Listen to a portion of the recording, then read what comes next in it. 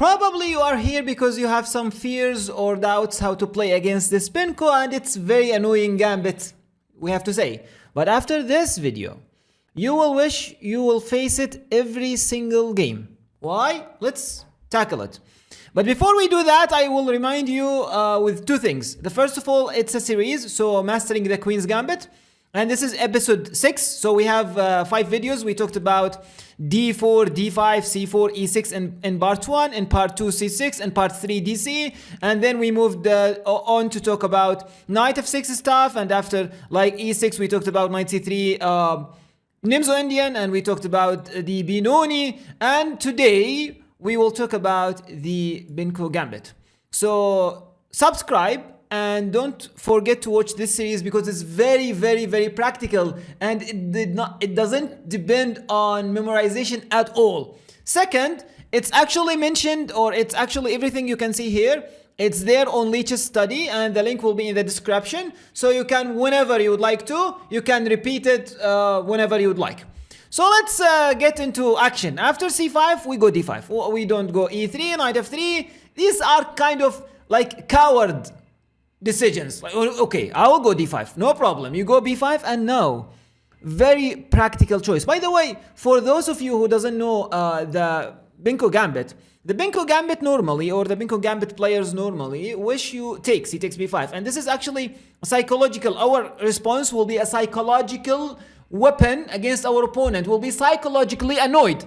So, and after c takes b5, it's gambit because it sacrifices a pawn, and after a6, he wished, please take the pawn, and you take the pawn, and now they are very happy. Why? Because you entered their territory, and now you have to be super accurate, not to win, super accurate, not actually to lose. Computer says yes after this main line. Say e4, bishop takes f1, king takes f1, g6, knight f3, bishop g7, g3, castling, and knight bd7, and rook e1, queen a5. Computer says it's maybe +1 or something for white, but actually, when you look at this position, if you forget a move, if you are not very, very, very well accurate and prepared, one single mistake and you're losing. I mean, the other rook will be coming. Every single piece for black is developed, is very well developed, and black is very super active. So why do I have to do this? And why do I need to memorize? I do believe if you would like to play this position, you need to memorize maybe even more 6, 7, 8 moves, and no plan here. I cannot give you plans. I can give you moves. Like you have to play exactly h3, and then you have to play exactly rook e2. If you miss, you're losing. That's why after b5, we said to we will say to our opponent, we are sorry, but your invitation is not accepted. I'll go queen c2. And why I give it a double exclamation mark? Because it's very, very practical. A way of many theoretical, and not only theoretical, a way of the theme that black is prepared himself to play. So we go queen c2. We wanted to play e4. And the other idea of queen c2 is, we still did not move our knight yet. What does that mean? That means whenever our opponent take, or we might take, then we secure the c4 square for our knight. We go normally knight d2, knight c4, or knight a3, knight c4. Another idea with the queen c2 is, we wanted to go e4. And if our opponent is lazy, we will go f4, e5. Very, very like annoying, strategical, practical choice. After queen c2, black has 3 choices actually. 3 choices. Either to not to do anything with d6, which is probably going to transpose. Or there are 2 choices. First of all, and this is probably the main line, d takes c4, and the other one is b4. Let's start with the b4. If b4 in this position, we simply go e4. Thanks, we do have a great center now. And then black will continue with his thematic improvement, d6, g6, bishop g7, and now f4. I don't want to say you need not to know anything after this, but actually now your plan is clear. Your plan is to play knight f3 and to prepare yourself for e5. This is all you need to know in this position. We will continue for some moves, but just to give you more ideas. But having this information in mind, you can completely play this position and play a game of chess where you can fight for the advantage. By the way, ideas like b3, bishop b2 is always there. So after f4, g6, knight f3, bishop g7, we go bishop d3, improving the bishop. Why bishop d3? Because black's idea, actually, not black's idea, this is the only idea black can do, is e6. Why e6? Because I wanted to go e5 and he cannot prevent e5 in this position. That's why he tried to weaken d5 square with e6. Now we go h3, stop any sort of knight g4 or bishop g4 ideas. And if e d5, c d5, again, this is not something to memorize. This is just something to give you more information, yeah, how to tackle this position. After c d5, rook e8, here why is bishop d3 is played, not for example bishop e2, yeah, to support the e4 pawn. And now again, as we said, this knight belongs to the c4 square, knight bd2, and after knight bd7 we go knight c4, attacking on d6, having the ideas of e5 even for more. And if knight b6 now, it's completely not forced, you can play many moves in this position, but this is very, very interesting sacrifice, e5. After d takes e5, now we take with the pawn, we sacrifice the d5 pawn, but with great compensation. Knight d6 attacking the rook, attacking on f7, our rook is very active, he moved the rook away, and then I am attacking the queen in the same time, like queen c7, rook a e1, like our opponent is coming to play a very active game of chess against us, and we should be defending, but now he is defending and we are the one who is playing the active and attacking chess. And this is actually something computer don't or doesn't tell you about. This is computer doesn't understand even. Well, what do you mean by psychology? But whenever you like reversed or turn the table around psychologically by choosing the right moves and the right opening approach, this is great for your game. After rook a to e1, bishop takes e5. I just analyzed because something that you need to be aware of. But now, actually, knight takes e5, queen d6, knight f7. This is something just to complete the story, and rook takes f7, and this is actually completely winning for white. It's not a forced line. You don't need to know anything. After this f4, your idea is to play knight f3 followed by e5. You can gambit that line. You can double check it with the Leech's study as we mentioned, but that's enough to know. So that's actually what you need to know with b4. And now let's go for b takes c4. And after b takes c4, d5 pawn is under fire, so we simply go e4, supporting the line. And black will continue, like say, okay, what? I mean, I have the open b file. I'll go d6, g6, bishop g7, castling, and everything is fine. I take bishop takes c4. He goes g6. I go knight f3, bishop g7, and now castling. Actually, you can start with h3, which I do believe it's kind of maybe better, but it's fine. It's going to be a transposition. Why I do like h3? Because, you know, I like to minimize my opponent's choices. And after h3, for example, this bishop now is not happy. And this is actually a problem normally black doesn't face when he plays the Benko, because it exchanges right away.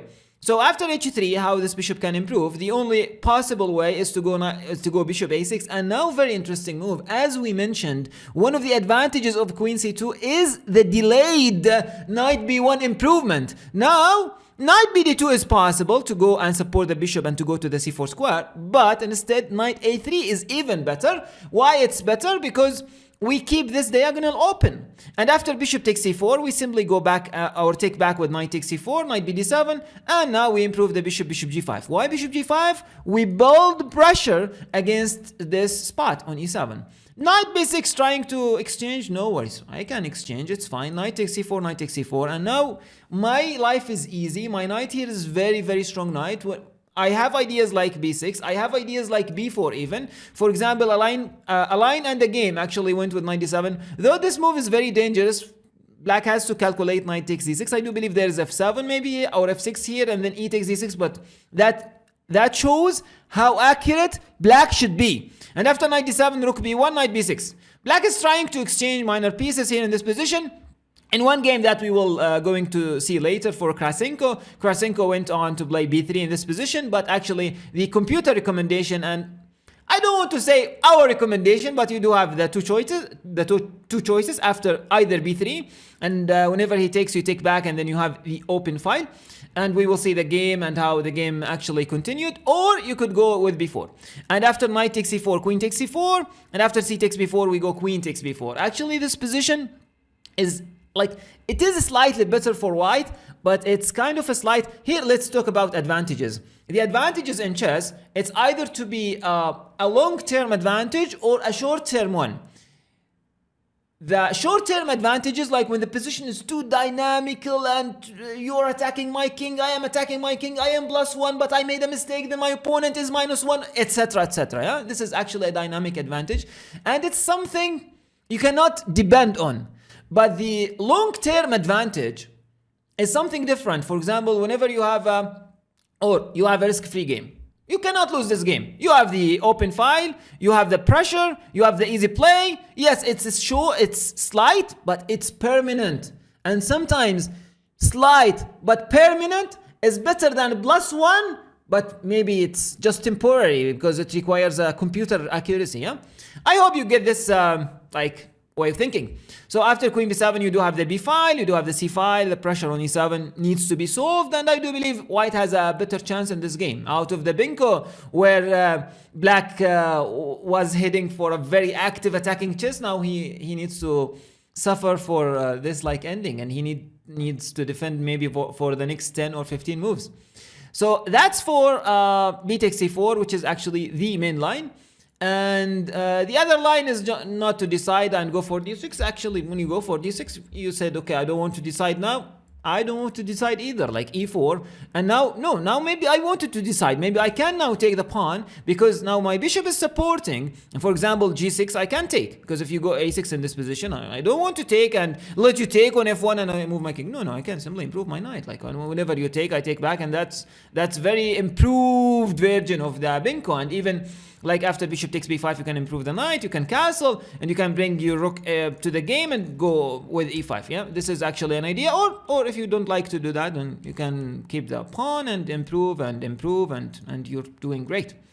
So if after e4, if bc, then this is a transposition, and if b4, it's another transposition, and black is doing great. Now let's see two games. First game for the main line, 𝒁𝒂𝒐 is playing white against Volodin. Volodin is 2500, 𝒁𝒂𝒐 2600. d4, knight f6, knight f3, d5 or c5, d5, d6, c4. Okay, it's fine. b5, queen c2, g6. See, started with this move order. It's fine. We go e4. And after b takes c4, not queen takes, it's bishop takes c4. Improve, not improve piece. Bishop g7, we castled, he castled as well. And remember now our move is h3. Why? This bishop cannot improve. Bishop a6 attacking, and now 𝒁𝒂𝒐 found the best move, knight a3. Why knight a3, not knight d2? To keep the diagonal open. Great. Bishop takes c4, knight takes c4, and after knight bd7, we simply go bishop g5. Why bishop g5? We build the pressure against the e7 pawn, so this knight cannot move freely, and if this knight did not move, then this bishop cannot be improved. So knight b6, knight fd2, and after knight takes, knight d7, and rook b1. Rook b1 is a useful move. Either we go b3 and then b takes c4 after knight b6, or we go b4 in one shot. After knight b6, we recommend, or we showed this idea of b4 earlier, but now we will see the idea of b3. Queen d7, f4. Why f4? We will see. Knight takes c4, b takes c4, and after rook a b8. Now actually it's a very interesting strategy played by 𝒁𝒂𝒐, f5. Seems that I don't care about dark squares. You can take the dark squares, but my bishop can cover the dark squares, yeah? My bishop can cover this diagonal, it's completely fine. But who can cover the light squares for you, my dear opponent? I am just controlling now the light squares with my pawns. And after f5, bishop e5 is actually played. Bishop h6, bishop g7, takes. And now rook b3. And that's a very interesting move. Either you take, and then I take with the queen and I have the open file. Or maybe I can slide my rook to the f file, and then ideas like f takes g6 might be super strong. Your king actually might be more exposed, as I can see now with queen b2 is a threat, and your rook will be taken. So rook takes b3, queen takes b3, thanks for the only open file. Here, black is trying to do something with the queen c7, queen a5, and now rook b1, queen a5 again, and queen c2. I controlled the file with the rook, and my queen is just defending the key squares. Rook c8, king f2, improving the king. This is actually a high quality game with or by Krasenko. Queen a3, rook b7, attacking on e7, just defending. And again, we need, I mean, I'm just amazed by this concept. Like, whenever your opponent is playing the Benko, again, he was looking for a crazy active game of chess and where everything is attacking everything, but all of a sudden he is defending this sort of endings. Like, very nice. Okay, rook b3 attacking the queen, king e2, king d3, now the rook is free to go as the queen is protected. Queen d7, king e3, king f7, king f2. The journey of the king was not successful, but okay, I can maneuver here and there, and then the king on h2, and then queen f4, heading for queen h6, rook g7, a4 improving, a5 improving, and now queen h6 attacking. And after rook g7, no, very great move. a6, wow, what a move.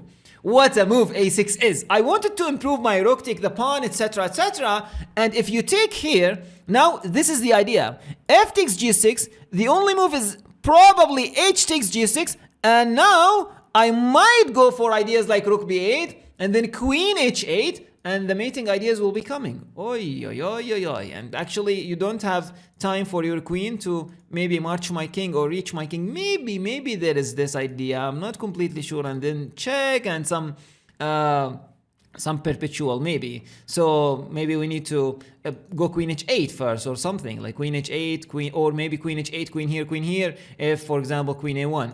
Many ideas, many choices. Okay, that's why after a6 the pawn is not taken. G takes f5 first, but then check, king g8, and queen takes f5. And here in this position, black just resigned the game. Again, queen takes a6, there is rook b8 check, and then after that there is probably, no, check first is much better, and then if rook f7, maybe check from here, rook b8 probably is coming. I mean, many mating ideas. You can check it out with the Lichess study, but white is doing more than great, and in all choices, white has a free risk advantage, which is great.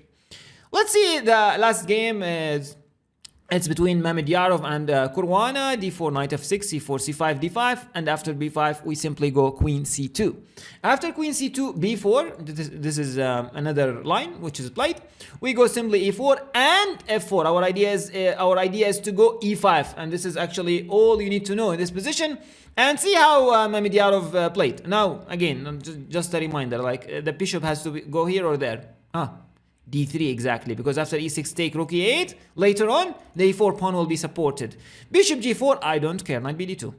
You castled, I castled as well. You go a5, h3. Take, and now e5 is coming. And my opponent, my dear opponent, you are late with playing e6 now, probably. So after knight fd7, I am preparing for e5, so how? I need my rook to be here. So bishop d2. You go a4, threatening maybe a3, some sort of pen. No, I'm not interested. Rook a2, e1, and now e5 is a super move. Caruana tried e6. I mean, he's not ready for the queenside development. After e6, queen c1 is played by Mamedyarov. E takes, and now e takes or c takes. Exactly, c takes. Why? Because we want to play e5. Here Caruana played knight b6, thought that okay, e5 is not possible, but e5 actually is played, and e5 is actually possible. If you take, probably bishop b4 is super strong. That's why rook a7 is played by Caruana, but Mamedyarov is merciless and he played e6, very strong move. Sometimes e7 wins the game directly, and other times f5 is coming.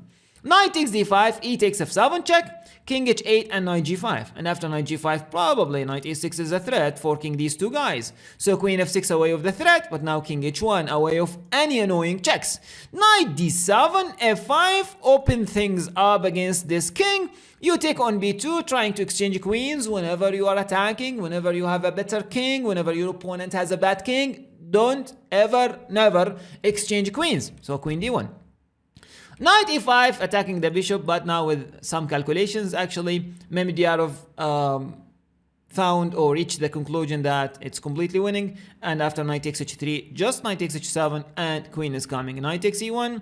Caruana was greedy enough in this game and keep taking material, but actually it backfires, as after queen h5, you cannot avoid the checkmate either from here or from there. Queen d2 is played, hoping for ideas like queen h6 to defend, but actually in vain, as knight g5 cut off this diagonal, and queen h7 is coming, and it's completely winning for white.